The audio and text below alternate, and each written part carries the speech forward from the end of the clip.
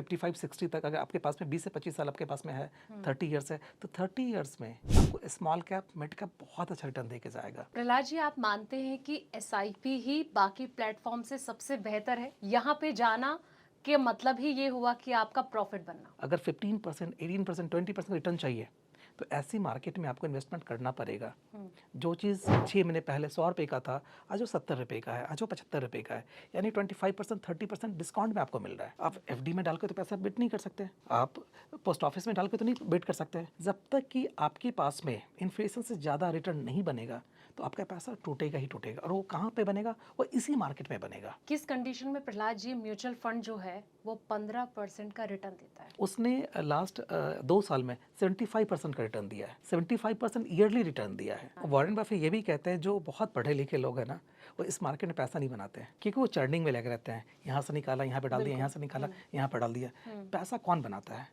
जो इन्वेस्ट करके भूल गया। एक छोटा सा फॉर्मूला है, 15,000 रुपये आप हर महीने सेव कीजिए, 15 साल तक सेव कीजिए, और 15 साल का रिटर्न, अगर 15% का रिटर्न आता है तो आपको 1 करोड़ रुपये ऐसे बन जाते हैं। हेलो, वेलकम, बहुत स्वागत है आपका हमारी इस खास सीरीज में जिसका नाम है स्मार्ट एसआईपी। मैं हूं आपकी होस्ट एंड दोस्त संध्या बिष्ट। दोस्तों, इस पॉडकास्ट के जरिए अक्सर हमारी कोशिश होती है कि आपके निवेश और आपकी जो इन्वेस्टिंग जर्नी है उसको कैसे बेहतर बनाया जाए। और आज हम बहुत बेसिक से शुरुआत करने वाले हैं, क्योंकि अक्सर अमूमन ऐसे कमेंट्स आते हैं कि आखिर निवेश कैसे किया जाना चाहिए।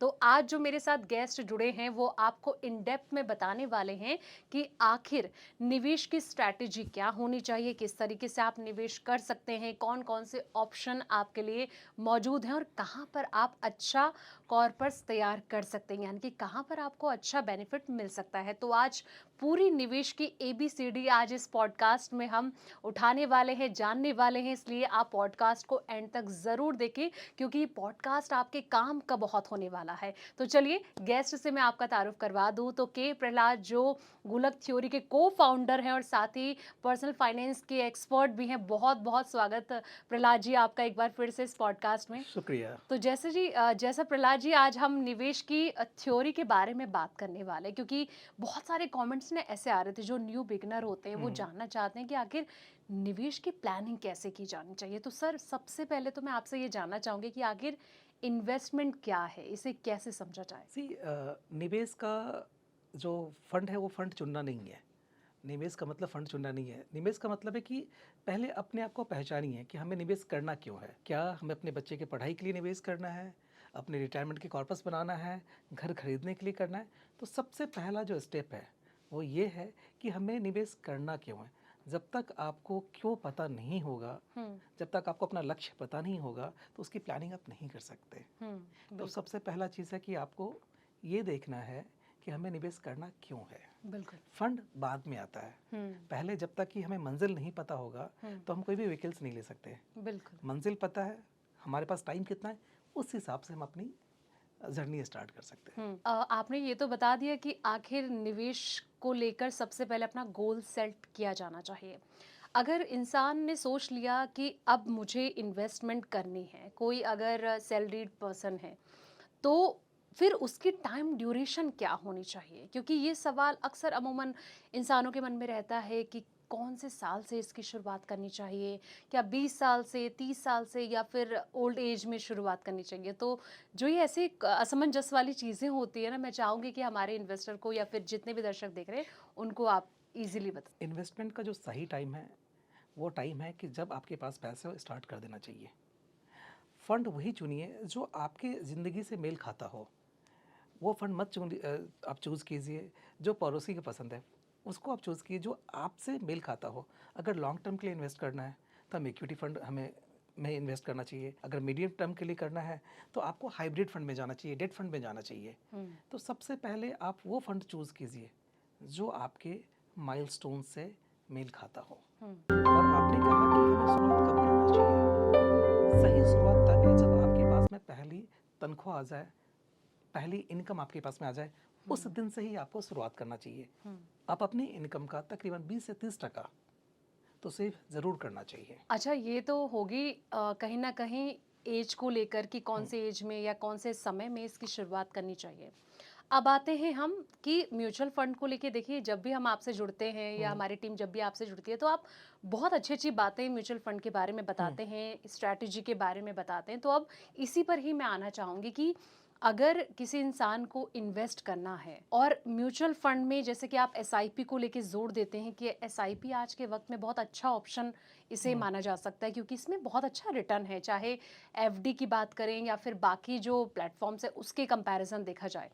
तो मैं अब इस सवाल पर आना चाहूँगी कि अगर एसआईपी किसी को करनी है, तो वो कौन-कौन से फंड वो चूज़ कर सकता है कि जहाँ पर वो जाएँ और उनको कोई परेशानी या फिर उन्हें कोई लॉस ना हो? अ, सबसे पहले सिप क्या है? हुँ, सिप एक मैराथन है, हुँ, सिप एक स्प्रिंट नहीं है। मैराथन का मतलब आपको लंबे टाइम तक चलना है। तो जब भी आप सिप स्टार्ट करने का सोचें तो आप मैराथन को अपने दिमाग में लेके सोचिए कि हमें लंबे वक्त तक इन्वेस्ट करना है। और सबसे पहले ये देखना है कि हमें करना क्या है, किस पर्पस के लिए वो सिप स्टार्ट करना है। अगर हमें अपने रिटायरमेंट के लिए अगर रिटायरमेंट पर्पस है, सिप स्टार्ट करना है, तो आप ऐसा फंड चूज़ कीजिए जो लंबे टाइम में आपको अच्छा रिटर्न दे। हुँ। टाइम लंबा है तो आपको स्मॉल कैप मिड कैप में इन्वेस्ट करना चाहिए, अच्छा। राइट? क्योंकि आपके पास में अगर आज आप 30 इयर्स के हैं, आपको अपने रिटायरमेंट के लिए 55-60 तक अगर आपके पास में 20 से 25 साल आपके पास में है, हुँ, 30 इयर्स है, तो 30 इयर्स में आपको स्मॉल कैप मिड कैप बहुत अच्छा रिटर्न दे के जाएगा। बट अगर आपको लगता है कि मुझे 5 साल के बाद पैसे चाहिए घर के लिए, घर बनाने के लिए, घर खरीदने के लिए या बच्चे के एजुकेशन के लिए, तो आपको स्मॉल कैप मिड कैप में नहीं जाना चाहिए। आपको किस में जाना चाहिए? आपको या तो हाइब्रिड फंड में जाना चाहिए या लार्ज कैप फंड में जाना चाहिए। हुँ। तो सबसे पहले ये देखिए कि आपकी लाइफ का माइलस्टोन क्या है, उस हिसाब से सिप स्टार्ट कीजिए।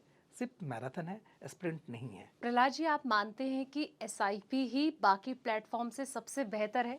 यहाँ पे जाना के मतलब ही ये हुआ कि आपका प्रॉफ़िट बनना। जी, बिल्कुल सही बात है। अगर आप निवेश रहते हैं किसी भी सिप में 5 साल से ऊपर रहते हैं तो 0% चांसेस है कि आपका पैसा नुकसान में जाएगा। हुँ, उस पे ग्रोथ आएगा ही आएगा। ग्रोथ 7% हो, 10% हो, 15% हो, नेचर करता है कि आपने किस टाइप का प्रोडक्ट चूज़ कर रखा है। अदरवाइज़ अगर आपका इन्वेस्टमेंट नज़रिया 5 से 7 साल का है तो 0% लॉस आपको मिलेगा, ये कन्फर्म है। हुँ, लास्ट आप 20, 30, 40, 50 इयर्स का देख लीजिए। हुँ, अगर किसी ने भी 5 साल 7 साल तक इन्वेस्टेड रहा है तो उनको 0 नुकसान हुआ है हुँ। सिप में। अभी थोड़ी देर पहले आपने मिड और शॉर्ट टर्म के लेके बात की कि यहाँ पे भी जा सकते हो, लेकिन कहीं न कहीं ये फिर वॉलेटाइल भी उतने रहते हैं। तो अगर एक न्यू बिगिनर इस वक़्त हमें देख रहा है, तो उसको आप ये एडवाइस करेंगे कि वो यहाँ पे जाए, या फिर उसका शुरुआत से ही ये माइंडसेट होना चाहिए कि अगर निवेश करना है तो लॉन्ग टर्म में ही करें, शॉर्ट टर्म में तब करें जब तुम्हें थोड़ा एक्सपीरियंस हो जाए? सी एक्सपीरियंस है या नहीं है, क्योंकि आपको पता नहीं कि अगले 5 साल में मार्केट में क्या होने वाला है। हुँ, क्या किसी को 6 महीने पहले पता था कि ये वॉर की सिचुएशन आ जाएगी? हुँ, नहीं पता था। तो ये सब जो है वॉर हो गया या ऐसे कोई भी कैलेमिटीज़ आता है ना, तो आपके लिए फ़ायदेमंद होता है। क्यों हुँ, फ़ायदेमंद होता है कि मार्केट वहाँ पे क्रैश होता है, सेल लग जाती है। हुँ, यानी अगर आप उस समय हुँ, इन्वेस्टेड हैं, नया इन्वेस्टमेंट कर रहे हैं, तो आपको जो चीज़ ₹100 का था, आज वो ₹70, ₹60 का मिल रहा है। तो आपके लिए प्रॉफ़िट का चांसेस ज़्यादा बढ़ जाता है। मार्केट में वही पैसा बना सकता है, वेल्थ उसी का क्रिएट हो सकता है, जो इस वॉलेटिलिटी वाले मार्केट में इन्वेस्टमेंट रहता है। अगर वॉलेटिलिटी मार्केट में नहीं है, तो आप 8 से 10% से ज़्यादा रिटर्न नहीं बना सकते। अगर 15%, 18%, 20% रिटर्न चाहिए, तो ऐसी मार्केट में आपको इन्वेस्टमेंट करना पड़ेगा। हुँ, जो चीज़ 6 महीने पहले ₹100 का था, आज वो ₹70 का है, आज वो ₹75 का है। यानी 25%, 30% डिस्काउंट में आपको मिल रहा है। हुँ, तो कृपया आप इन्वेस्टेड रहिए हुँ, लॉन्ग टर्म, क्योंकि ये ऐसे और ऐसा नहीं कि आगे वॉर का सिचुएशन नहीं आएगा। हुँ। हो सकता है वॉर नहीं कोई और चीज़ हो, तो उस कंडीशंस में अगर आप मार्केट में इन्वेस्टेड रहते हैं, तो आपको बहुत अच्छा रिटर्न दे के जाएगा। अच्छा, अगर एसआईपी के अलावा सेफ साइड अगर चलना है, तो फिर आप क्या एडवाइस देंगे? तो आप कोई भी हाइब्रिड फंड ले लीजिए, डेट फंड ले लीजिए, जहाँ पे मार्केट का एक्सपोज़र उतना नहीं है, हुँ, राइट? जो आपके कॉर्पोरेट बॉन्ड में जाएगा, एफडी में जाएगा, वहाँ पे आपको 6 से 7% रिटर्न आएगा। हुँ, लेकिन वो सेफ़ कैसे है, मुझे ये बता दीजिए? वो सेफ़ वो भी बिल्कुल भी नहीं है, क्योंकि आपकी एक्सपेक्टेशंस है कि हमें 15 से 20% मिले हुँ, और वहाँ पे कितना पैसा मिल रहा है? 6 से 7% मिल रहा है। तो क्या वो आपकी एक्सपेक्टेशंस को पूरा कर रहा है क्या? नहीं कर रहा ना। हुँ, तो आपके लिए सेफ़ कैसे हुआ फिर वो? तो सबसे पहले आप ये देखिए कि आपका पर्पस क्या है इन्वेस्टमेंट का। अगर पर्पस जब तक क्लियर नहीं होगा तो आप प्रोसेस नहीं कर सकते। हम्म, राइट। तो जो ये पर्पस है वो सबसे पहले ज़रूरी है। अगर आपको 10 साल का पैसा चाहिए, मार्केट अगले 5 साल में वॉलेटाइल है, तो क्या कीजिएगा? उस पैसे को निकाल के आप क्या कीजिएगा? हम्म, जो वॉलेटिलिटी मार्केट है, उस मार्केट में जब तक आप इन्वेस्टेड रहेंगे, आपको ज़्यादा पैसा मिलेगा, क्योंकि यूनिट्स नीचे के रेट पे आपको मिलेगा। हर टूटती हुई मार्केट में आप इन्वेस्ट करते रहिए। यही सिर्फ की मतलब कंपाउंडिंग है, मैजिक है। हम्म, अगर सिर्फ मार्केट चल रहा है ना, अगर आप सिर्फ कर रहे हैं और मार्केट चल रहा है, तो आपका पैसा नहीं बनेगा, 7, 8, 10% ज़्यादा नहीं बनेगा। लेकिन अगर वॉलेटिलिटी वाली मार्केट है, मार्केट टूट रहा है, इस महीने आपने 100 रुपये की यूनिट पे खरीदा, नेक्स्ट मंथ आपको 95 रुपये पे मिल रहा है, 1000 रुपये इन्वेस्ट किया, इस महीने आपको 10 यूनिट मिला था, नेक्स्ट मंथ आपको 11 यूनिट मिलेगा, क्योंकि यूनिट मल्टीप्लाई एनएवी, वही आपका वेल्थ क्रिएट होता है, वहीं पे वेल्थ क्रिएट होता है। बिल्कुल। तो आप ऑलवेज कोशिश कीजिए कि जब भी आपको मार्केट टूटे, आपके लिए वो ब्लेसिंग है। ब्लेसिंग क्यों है? क्योंकि आपको 10 साल बाद पैसा चाहिए, अभी तो नहीं चाहिए ना। जो चीज़ आपने महंगी रेट में खरीदी थी, आपको नेक्स्ट मंथ पे सस्ते रेट में मिलेगी। हम्म। तो ये ब्लेसिंग है। प्रहलाद जी, मैं आपसे एक चीज़ ये जानना चाहूँगी कि आज से जब भी आपने इन्वेस्टमेंट की शुरुआत की थी, तो आपका वो मंत्रा क्या था कि अब मुझे शुरू करना है? क्योंकि देखिए, जैसे आपने कहा कि एक लॉन्ग टर्म के लिए इन्वेस्ट किया जाना चाहिए। इतने पेशेंस लोगों के अंदर नहीं होते हैं, तो क्या आप मानते हैं कि पेशेंस लेवल होना बहुत ज़रूरी होता है? आप अपना कुछ एक्सपीरियंस अगर हमारे दर्शकों के साथ शेयर करें तो? इस मार्केट में पैसा वही बना सकता है जिसके पास पैसेंस है। पैसा और पैसेंस, ये दो सबसे बड़ी पूंजी है इस मार्केट के लिए। अगर आपके पास पैसा है, पैसेंस नहीं है, तो आप कभी वेल्थ क्रिएट नहीं कर सकते। क्यों चाहिए होता है पैसेंस? क्योंकि मार्केट आपके हिसाब से काम नहीं करता, मार्केट अपने हिसाब से काम करता है। अगर आज कोई बिजनेसमैन है, आज वो बिजनेस कर रहा है, किसी साल उनके लिए बहुत मंदी भी हो सकता है, किसी किसी साल उनके लिए बहुत तेज़ी भी हो सकता है। अब आप आईटी देख लीजिए, हुँ, पिछले 1 से 1.5 साल में आईटी के अंदर, आईटी सेक्टर में कितने चेंजेस आ रहे हैं। एआई के आने से जो आईटी कंपनी, उस पर इम्पैक्ट पड़ा है, बट वो अपने आप को मतलब एआई इनेबल भी कर रहे हैं। तो टाइम लगेगा। ये मौका है कि आप इन्वेस्टेड रहिए। जब तक कि आप पिच पे टिके नहीं होंगे ना, तो आपका पैसा नहीं बनेगा। हुँ, तो इसीलिए कहते हैं कि लॉन्ग टर्म इन्वेस्टमेंट करना बहुत ज़रूरी है, हुँ। पैसेंस रखना बहुत ज़रूरी है। आजकल के जो हम हालात देख रहे हैं ना इन्फ्लेशन को लेके, कितनी तेज़ी के साथ इन्फ्लेशन जो बढ़ता जा रहा है, ऐसे दौर में पेशेंस कितना काम कर सकता है? क्योंकि देखिए, ले-दे के तो बात पैसों की आ जाती है, तो इसको लेकर क्या एडवाइस आप करना चाहेंगे? इन्फ्लेशन एक्चुअल में बहुत बढ़ गया है। टियर 2 सिटीज़ में तो उससे ज़्यादा भी बढ़ गया, अगर हम देखें तो। अगर आज आप देखें, अगर पिछले साल किसी के घर का house hold expenses let's say 50,000 रुपये था, तो आज वह 60,000 रुपये हो गया है। बिल्कुल। यानी अगर आप देखें तो मोटा मोटी 20% इन्फ्लेशन बढ़ गया है। गवर्नमेंट का डाटा कहती है 8%, 10%, लेकिन एक्चुअल हाउस होल्ड एक्सपेंसेस देखेंगे तो 20% इन्फ्लेशन बढ़ गया है। हुँ, आप इन्फ्लेशन को कैसे बीट कर सकते हैं? आप एफडी में डाल के तो पैसा बीट नहीं कर सकते, आप पोस्ट ऑफिस में डाल के तो नहीं बीट कर सकते हैं। जब तक कि आपके पास में इन्फ्लेशन से ज़्यादा रिटर्न नहीं बनेगा, तो आपका पैसा टूटेगा ही टूटेगा। और वो कहाँ पे बनेगा? वो इसी मार्केट में बनेगा। इस मार्केट में बनेगा तो आपको इस मार्केट में इन्वेस्टेड रहना पड़ेगा। कोई भी चीज़, कोई भी चीज़ आपको 1 साल, 2 साल, 3 साल में रिटर्न नहीं दे सकता। अगर आज आप बिज़नेस स्टार्ट करते हैं, कोई भी बिज़नेस स्टार्ट करते हैं, आपको लगता है कि पहले साल से वो प्रॉफिटेबल में आ जाए? हुँ, पॉसिबल है क्या? बिल्कुल। बहुत 90% चांसेस है कि प्रॉफिट में नहीं आएगा। 2 से 3 साल लगता है ब्रेक इवन होने में। तो जो इन्वेस्टर्स हैं, आप भी किसी के बिज़नेस में पैसा लगा रहे हैं। अगर आप किसी के बिज़नेस में पैसा लगा रहे हैं, तो थोड़ी-सी पेशेंस रखिए। आप टाइम दीजिए उस पैसे को ग्रो होने के लिए। हुँ, एटलीस्ट 5 साल, 7 साल, 10 साल। अगर आपने 10 साल रख लिया, 7 साल रख लिया, तो आप देखेंगे कंपाउंडिंग का मैजिक। आप सोच भी नहीं सकते उतना रिटर्न आ जाएगा। आप लास्ट 10 ईयर्स, 15 ईयर्स, 20 ईयर्स का रिटर्न तो देखिए एक बार। हुँ, कभी भी कुछ भी आप इन्वेस्ट करते हैं ना, तो थोड़ी-सी रिसर्च कीजिए आप। हुँ, जब तक आप रिसर्च नहीं करेंगे ना, तो आपका पेशेंस नहीं आएगा कि हाँ, टूटती हुई मार्केट में भी पैसा बनाया जा सकता है। आज वॉर हुआ है, हुँ, आज से 5 साल पहले कुछ और कोविड का था, उससे 5 साल पहले कुछ और मार्केट के अंदर डिप्रेशन था, राइट? तो आप इन सब चीज़ को एनालाइज़ कीजिए, रिसर्च कीजिए कि क्यों जब भी मार्केट टूटता है तो क्या उसका पैसा बनता है या नहीं बनता है? अगर लगता है कि आपको पैसा बनता है, तो आप इन्वेस्टेड रहिए। हुँ। तो इस मार्केट में पेशेंस और पैसा बहुत ज़रूरी है। अच्छा, जब कोई इन्वेस्ट करता है ना, तो सबसे ज़्यादा अगर एक ज़िम्मेदारी जो बन जाती है, वो फंड मैनेजर की बन जाती है।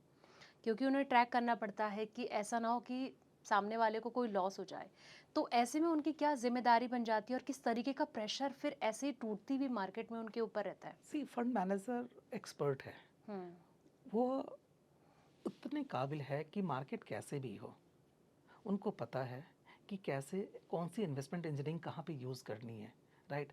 एज ए इंडिविजुअल इन्वेस्टर्स हम नहीं कर सकते, उनका वो रोज़ का काम है, क्योंकि वो सिर्फ अभी इन्वेस्टमेंट कर रहे हैं तो अभी का एक्सपीरियंस नहीं है, उनको लास्ट 50-60 ईयर्स का एक्सपीरियंस है कि जब इस टाइप का मार्केट हुआ था तो कौन सा सेक्टर कैसे राइज किया था, कौन से सेक्टर में कैसे इन्वेस्ट करना चाहिए।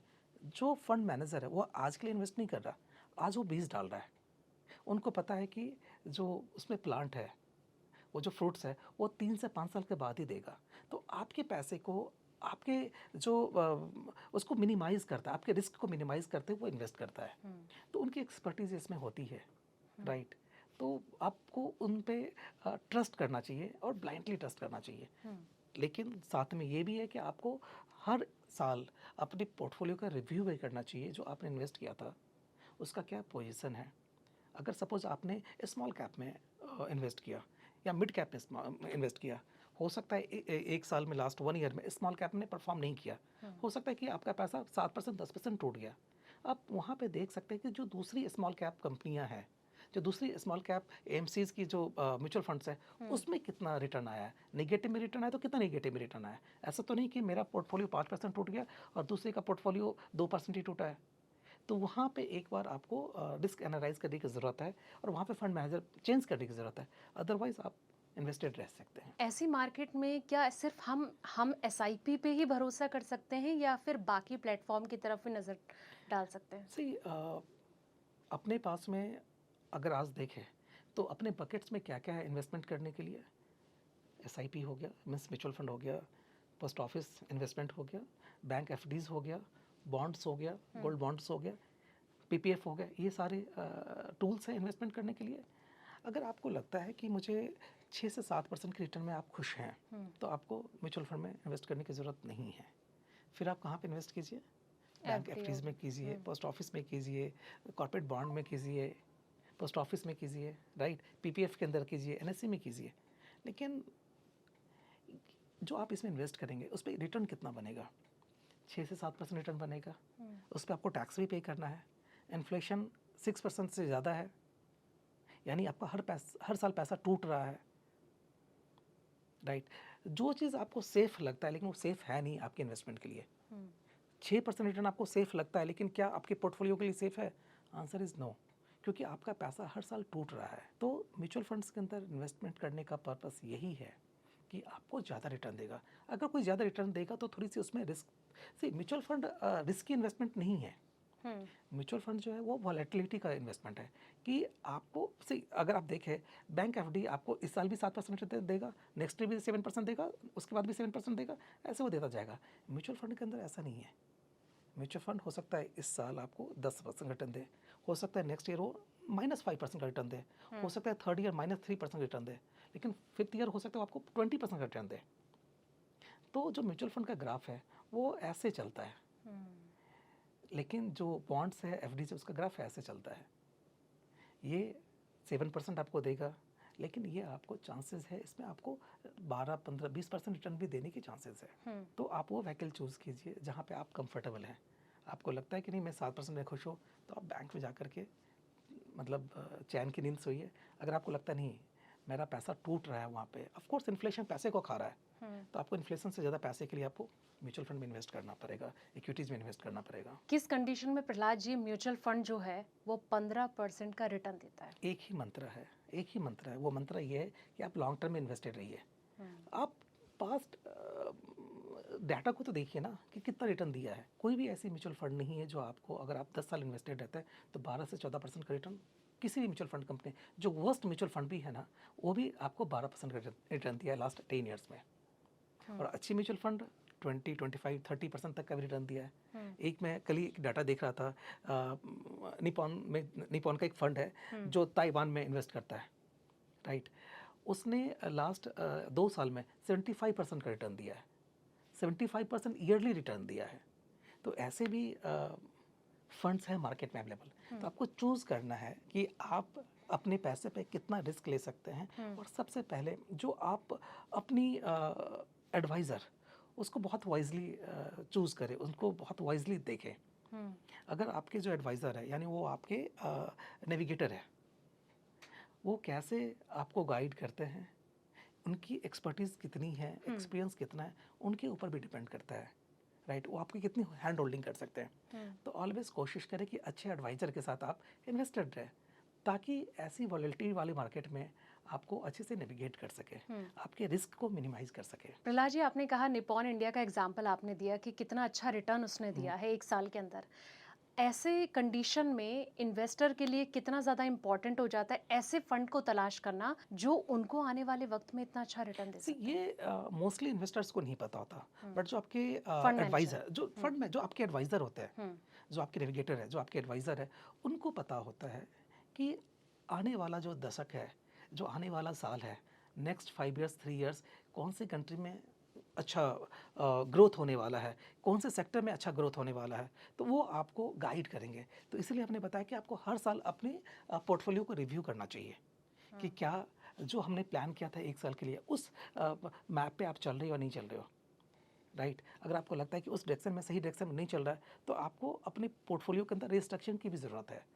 तो इसीलिए हम कहते हैं कि हर साल जिस तरीके से हम अपनी हेल्थ चेकअप करते हैं, आपको अपनी पोर्टफोलियो रिव्यू भी करनी चाहिए, पोर्टफोलियो चेकअप भी करना चाहिए। जैसे वॉरेन बफे कहते हैं कि उनके एक जैसे आइडियोलॉजी होती है कि इस तरीके से चलें तो इन्वेस्टमेंट में अगर आप कर रहे हैं तो अच्छा पैसा आप बना लेंगे। कुछ ऐसी थ्योरी जो हमारे एडवाइज़र को आप देना चाहें, दर्शकों को आप देना चाहें कि कुछ रेशियो जो होते हैं अगर वो फॉलो करें तो वो उससे आप 200% पैसा बना लेंगे। वॉरेन बफे ये भी कहते हैं जो बहुत पढ़े लिखे लोग हैं ना, वो इस मार्केट में पैसा नहीं बनाते हैं, क्योंकि वो चर्निंग में लगे रहते हैं, यहाँ से निकाला यहाँ पे डाल दिया, यहाँ बिल्कुल। से निकाला यहाँ पे डाल दिया। हम्म। पैसा कौन बनाता है? जो इन्वेस्ट करके भूल गया। जो ज़्यादा पढ़े लिखे लोग होते हैं, राइट, वो उनको लगता है कि हम हर रोज़ पैसा बनाएं, हर महीने पैसा बनाएं। एक सेक्टर में आज पैसा निकाला, लगाया, दूसरे सेक्टर में डाल दिया। कोई ज़रूरी नहीं कि इस सेक्टर से पैसा निकाल करके आप दूसरे सेक्टर में पैसा बनेगा ही बनेगा। चांसेस 50-50 है। तो वरुण साहब ये भी कहते हैं कि आप इन्वेस्ट करके आप साइड में बैठ जाइए। अगर आप इन्वेस्टेड है किसी भी सेक्टर में, वो सेक्टर चलेगा ही चलेगा। हो सकता है 2 साल तक नहीं चले, 3 साल तक नहीं चले, लेकिन 5 ईयर्स में, 10 ईयर्स में, 15 ईयर्स में चलेगा ही चलेगा। आज से 10 साल पहले, 15 साल पहले डिफेंस सेक्टर को कोई नहीं जानता था, बिल्कुल। रिन्यूएबल एनर्जी सेक्टर को नहीं जानता था। लोग सुनते थे कि हाँ एक रिन्यूएबल एनर्जी नाम की कोई इंडस्ट्री है, लेकिन आज आप देख लीजिए ईवी को कितने लोग जानते थे आज से 15 साल पहले, 10 साल पहले। तो हर इंडस्ट्री हर 5 साल पे जो ग्रोथ है वो डिफरेंट डिफरेंट सेक्टर में हो रहा है। हर 5 साल पे हमारी नीड बदल जाती है। 10 साल पहले ईवी की उतनी नीड थी नहीं थी, 5 साल पहले थोड़ी नीड हुई, आज बहुत ज़्यादा नीड हो गया है। तो आप इन्वेस्टेड रहिए, आप अपने फंड मैनेजर को चूज़ कीजिए, आप अपने एडवाइज़र को चूज़ कीजिए, ताकि वो आपको अच्छे से नेविगेट कर सके। आने वाले वक्त में आपको क्या लग रहा है कि कौन कौन से सेक्टर जो हैं वो चमकते हुए सितारों की तरह काम करेंगे? ऐसे बहुत सेक्टर है, एक सेक्टर की बात हम नहीं कर सकते। ये भी बहुत अच्छा सेक्टर होने जा रहा है। जिस हिसाब से फ्यूल प्राइस, क्रूड प्राइस बढ़ रहा है, ये भी एक बहुत अच्छा सेक्टर होने जा रहा है। अगर यस यस यस, फार्मा बहुत अच्छा सेक्टर होने जा रहा है। डिफेंस, आज देख लीजिए सारी वर्ल्ड में वॉर की सिचुएशन है, हर कोई चाहता है कि उनकी जो कंट्री रहे थोड़ी सी वो अच्छी स्थिति में रहे। जो डिफेंस सेक्टर है वो काफ़ी अच्छा मतलब होने जा रहा है। तो बहुत ऐसे सेक्टर है। बिल्कुल। कहीं ना कहीं अगर हम जब कंपैरिजन करने पे आते हैं तो आजकल जैसे चमकती हुई चीज़ों के पीछे जैसे भाग रहे हैं, अगर मैं एसेट क्लास की बात करूं तो गोल्ड सिल्वर भी तेज़ी से आगे से रिटर्न भी दे रहे हैं, और कुछ वक्त पहले इन्होंने बहुत अच्छा रिटर्न भी दिया था। ऐसी सिचुएशन में आप एडवाइज़र को क्या सलाह देंगे कि अभी वहाँ पर दाव लगाना चाहिए या थोड़ा सा रुकना चाहिए? हर एसेट, हम एसेट एलोकेशंस क्यों करते हैं? हम सारा का सारा पैसा अगर म्यूचुअल फंड डालते भी है ना, तो जो म्यूचुअल फंड के जो फंड मैनेजर है वो एक एसेट क्लास ढूंढता है कि कौन से सेक्टर में कितना पैसा हमें डालना चाहिए। अगर हम गोल्ड और सिल्वर की बात करते हैं, हर इंडस्ट्री का एक फेज़ होता है। गोल्ड लास्ट 5 ईयर्स में देखें तो बहुत अच्छा रिटर्न दिया है, लेकिन लास्ट अगर मैं 6 महीने में देखूं तो रिटर्न निगेटिव रिटर्न दिया है। तो हर सेक्टर का अपना एक टाइम फ्रेम होता है। सिल्वर की बात करें तो लास्ट 6 मंथ में निगेटिव रिटर्न दिया है, लेकिन उससे लास्ट 2 ईयर्स की बात करें तो बहुत अच्छा रिटर्न दिया है। तो किसी भी सेक्टर में आपको इन्वेस्टेड रहना पड़ेगा। चाहे वो सिल्वर हो, गोल्ड हो, ये एक डिफेंसिव सेक्टर माना जाता है। अगर आपके पास में पैसा पार्क करना हो तो आपको ऐसे सेक्टर में इन्वेस्ट कर सकते हैं, और आपको अपने पोर्टफोलियो में कुछ ना कुछ पैसा गोल्ड और सिल्वर में पैसा जरूर डालना चाहिए। निवेशकों को एक ही एएमसी में दाव लगाना चाहिए या फिर अलग-अलग डाइवर्सिफिकेशन भी करना चाहिए? सी डाइवर्सिफिकेशन सिर्फ शेयरों में नहीं, अलग अलग एमसीज में भी होना चाहिए, क्योंकि हर एमसीज का अपनी डिफरेंट डिफरेंट इन्वेस्टमेंट इंजीनियरिंग है, डिफरेंट डिफरेंट सोच है। तो जितने एमसीज में आप पैसा लगाएंगे, सब अपनी बुद्धि के हिसाब से, अपनी सोच के हिसाब से, अपनी इन्वेस्टमेंट इंजीनियरिंग के हिसाब से आपको पैसे का इन्वेस्टमेंट होगा। तो ज़रूर डाइवर्सिफाई करना चाहिए। कुछ देर पहले प्रहलाद जी आप कह रहे थे कि जब जब मार्केट टूटी है तब तब उसके बाद पैसा बहुत बना है, जी। तेजी से मार्केट भागा है। आप ऐसा मानते हैं कि अभी वॉर वाली सिचुएशन है, आने वाले वक्त में मार्केट हरा भरा रहेगा और पैसा बरसेगा? बिल्कुल बरसेगा, क्यों नहीं बरसेगा। पहले कभी ऐसा हुआ है जो नहीं बरसा है? चाहे वो कोविड का टाइम हो, चाहे वो सब प्राइम का टाइम हो, चाहे वो 9/11 हो, हर बार ऐसा हुआ है। जब भी मार्केट टूटता है उसके बाद बाउंस बैक होता है। अभी कुछ महीने पहले, 1 महीने पहले ट्रंप ने बताया कि हम वॉर को होल्ड पे रख रहे हैं। क्या हुआ था मार्केट? एक दिन में 2000 पॉइंट बढ़ गया था सेंसेक्स। तो ज़रूर बढ़ता है, पैसा बनता है। इन्वेस्टेड रहिए। 365 दिन में आपका 15 दिन मार्केट में पैसा बनेगा, लेकिन उसके लिए आपको 365 दिन इन्वेस्टेड रहना पड़ेगा। वो 15 दिन कौन सा होगा, ओनली गॉड नोज, लेकिन बनेगा ये कंफर्म है। अगर अब मैं 5 ईयर्स की बात के चलूँ तो 5 साल में से 5 साल पैसे नहीं बनते। 5 साल में से वो 1 से 1.5 महीना, मतलब 30 से 50 दिन ऐसा होगा, उसी दिन मतलब दिनों में पैसा बनेगा। लेकिन वो 50 डेज कौन सा होगा, ओनली गॉड नोज। लेकिन वो 50 डेज को कमाने के लिए ना आपको 5 साल इन्वेस्टेड रहना पड़ेगा। अगर आप क्रिकेट, आजकल आईपीएल का सीज़न है, अगर कोई बैट्समैन 100 बॉल खेलता है तो उस 100 बॉल में से वो 50, 60, 70 बॉल हिट करेगा। लेकिन वो 60-70 बॉल कौन होगा? जब बॉलर बॉलिंग करेगा तो पता चलेगा कि कौन सा बॉल लूज है, उस पर वो हिट करेगा। यही होता है ना। लेकिन वो 50-60 शॉट मारने के लिए आपको 100 बॉल तो खेलना पड़ेगा ना। उसी तरीके से इस मार्केट में 5 साल इन्वेस्टेड रहते हैं तो आपको 50 डेज वैसा मौका मिलेगा जिसमें आपका पैसा मल्टीप्लाई होगा। तो आप इन्वेस्टेड रहिए, आप हिट विकेट होके मत आ जाइए। इन्वेस्टेड की आप बात कर रहे हैं, एक सवाल मेरा ये प्रहलाद जी कि इन्वेस्टिंग से करोड़पति बना जा सकता है या फिर ट्रेडिंग करके? ट्रेडिंग करके बहुत मुश्किल है वेल्थ क्रिएट करना। क्यों? क्योंकि उसमें आप हर रोज़ हार रहे हो, हर रोज़ जीत रहे हो। पैसे की कंपाउंडिंग, बिना कंपाउंडिंग का करोड़पति बनना बहुत मुश्किल है। एक छोटा सा फार्मूला है, 15,000 रुपये आप हर महीने सेव कीजिए, 15 साल तक सेव कीजिए, और 15 साल का रिटर्न, अगर 15% का रिटर्न आता है तो आपको 1 करोड़ रुपये ऐसे बन जाते हैं। ट्रेडिंग करके वेल्थ क्रिएट करना बहुत डिफ़िकल्ट है। उसके लिए आपको फंड मैनेजर की फिर आपको ज़रूरत नहीं है, आपको खुद फंड मैनेजर बनना पड़ेगा, आपको खुद एक्सपर्टीज़ लानी पड़ेगी। उसके लिए आपका ये फुल टाइम जॉब आपका होगा फिर। अगर आप एक इन्वेस्टर है तो पैसा आप बना सकते हैं, एक ट्रेडर है तो पैसा बन भी सकता है और पैसा नहीं भी बन सकता है। आप ये देखिए ना कि जितने भी आज तक इस मार्केट में वेल्थ क्रिएट किया है, वो या तो फुल टाइम इन्वेस्टर्स थे जिनका यही काम था, चाहे वो राकेश झुनझुनवाला हो या दमानी साहब हो, कोई भी हो, बट उनके पास में वो एक्सपर्टीज़ भी तो थी ना। लेकिन प्रहलाद जी बात तो यही है ना कि आजकल लोग ट्रेडिंग के पीछे ही भाग रहे हैं।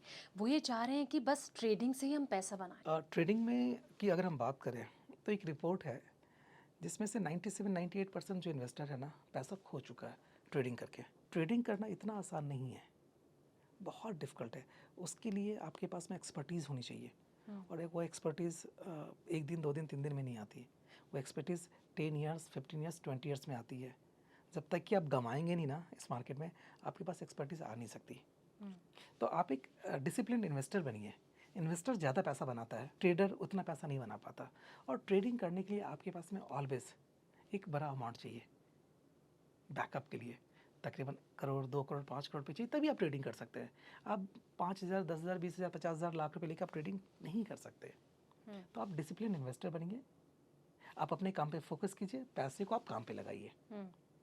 अगर आप अपने काम पे फोकस करेंगे तो आप वहाँ से वेल्थ क्रिएट कीजिएगा, वहाँ से आप पैसे कमाइएगा और अपने पैसे जो आपकी सेविंग्स वाली पैसे है उसको आप काम पे लगाइए, आप फंड मैनेजर को दे दीजिए, आपके बदले में वो फंड मैनेज वो अच्छे से कर पाएंगे। 9 to 5 वाले जॉब एक एम्प्लॉय के लिए आप क्या कहना चाहेंगे कि वो इन्वेस्टेड रहे, और वो इन्वेस्टेड रहे तो वो कहाँ कहाँ पर अपना पैसा लगा सकता है? क्योंकि देखिए उसको बहुत सारी चीज़ें मैनेज करनी होती है, रेंट हो गया, घर की चीज़ें खर्चे हो गए, फिर खुद की सेविंग्स होगी, तो ऐसे एम्प्लॉय या ऐसे इन्वेस्टर को आप क्या एडवाइस करना चाहेंगे? सी जो आपके डेली एक्सपेंसेस है हम्म। वो तो आपको अपने इनकम जो मंथली इनकम है वहीं से उसका टेक केयर करना पड़ेगा। कुछ पैसे को आप इन्वेस्ट इसीलिए कीजिए जो आपके लाइफ के इम्पोर्टेंट गोल्स है उसका वो टेक केयर कर सकता है। अगर आज आप सिप करके आज सेविंग करके आपके ग्रोसरीज के एक्सपेंसेस आपके जो डेली एक्सपेंसेस उसका टेक केयर नहीं हो पाएगा। उसका टेक केयर तो आपकी सैलरी ही कर सकती है, आपकी इनकम नहीं कर सकती है।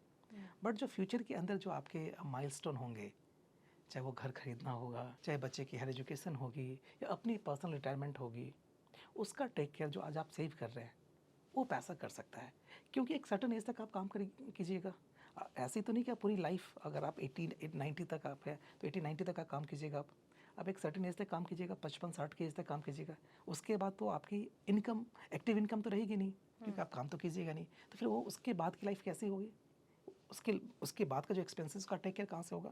तो जो आज आप सेव कीजिएगा वो पैसा काम आएगा आपको। अभी कुछ देर पहले ना हम रिटायरमेंट के जो जो रिटायरमेंट हो जाते हैं, जिनके पास अच्छा खासा बड़ा अमाउंट होता है, उन लोगों की बातचीत आप कर रहे थे कि उन लोगों को पता ही नहीं होता है कि पैसा कहाँ लगाएं। तो ऐसे जो लोग होते हैं उनको लेकर आप क्या एडवाइस देना सबसे चाहेंगे कि पहले कहाँ पर वो पैसा लगाएं? सबसे पहले जब भी उनके पास में एक ईपीएफ का पैसा आता है, पीएफ का पैसा आता है, एनपीएस मैच्योर्ड होता है, तो ये देखिए उनके पास में कितना वेल्थ बना है। उसके बाद उनकी लाइफ के माइलस्टोन क्या क्या हैं, कहाँ पे पैसा इन्वेस्ट करने से कितना रिटर्न आ सकता है। एक एक समझदार फंड जो मैनेजर है, एक समझदार जो आपके एडवाइज़र है, उनके साथ बैठिए, उनको अपने गोल के बारे में बताइए कि आपको कितना पैसा कब चाहिए। उस हिसाब से वो आपके बिहाफ पे आपको टूल्स बताएंगे कि अगर आपको रेगुलर इनकम चाहिए तो SWP प्रोडक्ट बहुत अच्छा है, जो सिस्टमेटिक विड्रॉल प्रोडक्ट है, जहाँ पे आपने एक लमसम पैसा डाल दिया और हर महीने आप पैसा विड्रॉल कर रहे हैं, उसमें से 4% 5% विड्रॉल हर साल कर रहे हैं, राइट। उससे क्या होगा, आपका वेल्थ भी क्रिएट होगा, वेल्थ भी बढ़ता रहेगा, इन्फ्लेशन को भी बीट करेगा, प्लस आपको हर महीने एक मंथली इनकम आ जाएगा। बहुत ऐसे लोग होते हैं जिनके पास में एक मंथली इनकम का सोर्स होता है जो कि रिटायरल बेनिफिट के थ्रू आता है, तो उनको शायद SWP की ज़रूरत नहीं है। वो उस इंडस्ट्री में पैसा लगाएंगे, वो उस टूल्स में पैसा लगाएंगे जहाँ पे 5 साल के बाद शायद उनको एक अपने बच्चे की शादी के लिए किसी चीज़ के लिए उनको पैसा चाहिए होगा, तो वो उस टूल्स को चूज़ कर सकते हैं। तो आप अपने एडवाइज़र के साथ बैठिए, पिन डाउन कीजिए कि आपकी बकेट बनाइए कि आपको कितना पैसा किस चीज़ के लिए चाहिए, जिस चीज़ के लिए चाहिए उस हिसाब से व्हीकल को आप चूज़ कीजिए। उनको आप SIP की सलाह देंगे रिटायरमेंट पर्सन को, या फिर लमसम को लेकर जोर SIP देना का चाहेंगे? मतलब है जो आप फ्यूचर में कमाओगे। हम्म। SIP का मतलब है जो आप फ्यूचर में कमाओगे। लमसम का मतलब जो आप कमा चुके हो। तो जो रिटायर्ड हो चुके उनको SIP की ज़रूरत नहीं है उतनी। अच्छा। क्यों ज़रूरत नहीं है? क्योंकि अब उनकी फ्यूचर इनकम नहीं है, फ्यूचर एक्सपेंसेस है। जो उनकी मंथली इनकम आ रही है, जो पेंशन के थ्रू आ रही है, उनको आप खर्च करने दीजिए ना। उससे पहले आप खर्च हो जाए उससे पहले आप उस पैसे को खर्च कीजिए। आपको ज़रूरी है कि पूरी ज़िंदगी आपको SIP करनी है? SIP करने का पर्पज़ क्या है? SIP करने का पर्पज़ है कि वो ओल्ड एज की सिक्योरिटी आपकी हो। आप ओल्ड एज में आगे रिटायर्ड हो चुके हैं तो आपको SIP करने की ज़रूरत बिल्कुल भी नहीं है। जो आपने सेव कर रखा है उसको खर्च कीजिए। बदलती मार्केट में आप क्या एडवाइस करना चाहेंगे कि क्या लमसम ही करना चाहिए तभी वो अच्छा इन फ्यूचर पैसा बना सकते हैं? लमसम पैसा आप कभी भी इन्वेस्ट कर सकते हैं, या थोड़ी सी आप स्मार्टली उसको कैसे इन्वेस्ट कर सकते हैं। एक STP है जहाँ पे अपने पैसे को लिक्विड फंड में पार्क कर दिया और हर रोज़ या हर वीक या हर महीने वहाँ से पैसा इन्वेस्ट होगा आपके डायरेक्ट इक्विटीज़ में। आपने एक बकेट में पैसा डाल दिया जो एक्सपोज नहीं है मार्केट से, और आपने क्या किया, एवरेज रुपी कॉस्ट के लिए कि आपका NAV के हर रेट का, मार्केट के हर रेट का बेनिफिट मिले, तो वहाँ से पैसा वो डायरेक्टली चला जाएगा आपके इक्विटीज़ में। तो उससे आपको एक ही बार एक्सपोज करने की ज़रूरत नहीं है मार्केट में, वो धीरे धीरे पैसा आएगा ताकि आपकी पैसे की एवरेजिंग हो जाए, आपकी यूनिट्स की एवरेजिंग हो जाए। बिल्कुल। जाते जाते एक लास्ट एडवाइस क्या देना चाहेंगे हमारे दर्शकों को? कुछ नहीं, इन्वेस्टेड करके भूल जाइए आप, पैसा ज़रूर बनेगा और इसी मार्केट से बनेगा। करोड़ों से अरबों तक जाने का सफर, क्योंकि पहले हम करोड़ों की बातें करते थे, लेकिन अब इन्फ्लेशन जिस तेजी के साथ बढ़ रहा है, तो आने वाले वक्त में, आने वाले 20 साल में तो देखिए फिर अरबों की अमाउंट की ज़रूरत पड़ेगी। बिल्कुल आप सही कह रहे हैं, लेकिन आप उसको मत सोचिए कि आज से 20 साल के बाद, 30 साल के बाद, 40 साल के बाद क्या होगा। आप ये सोचिए कि आज मैं कितना मैक्सिमम सेव कर सकता हूँ, क्योंकि जितना मैक्सिमम आज आप सेव करेंगे ना, उतना पैसा कंपाउंडिंग आपके अगले 20 साल, 25 साल, 30 साल में होगा। तो कोशिश कीजिए कि आज आप ज़्यादा से ज़्यादा बचत करके निवेश कीजिए। बहुत बहुत शुक्रिया प्रहलाद जी हमसे जुड़ने के लिए, हमारे व्यूवर्स को इतनी सारी ज्ञान की बातें देने के लिए, निवेश की चीज़ें समझाने के लिए। तो मुझे लगता है दोस्तों इस वक्त आपने जो ये पॉडकास्ट देखा इससे बहुत चीज़ें सीखी होंगी, और अगर आप निवेश कर रहे हैं या फिर कोई फंड चुनने में या कोई भी चीज़ समस्या आपके सामने आ रही है, कमेंट सेक्शन में अपनी राय ज़रूर दें, ताकि अगले पॉडकास्ट में हम प्रहलाद जी से वो सवालों के जवाब जानने की कोशिश करेंगे। तो तब तक के लिए नमस्ते।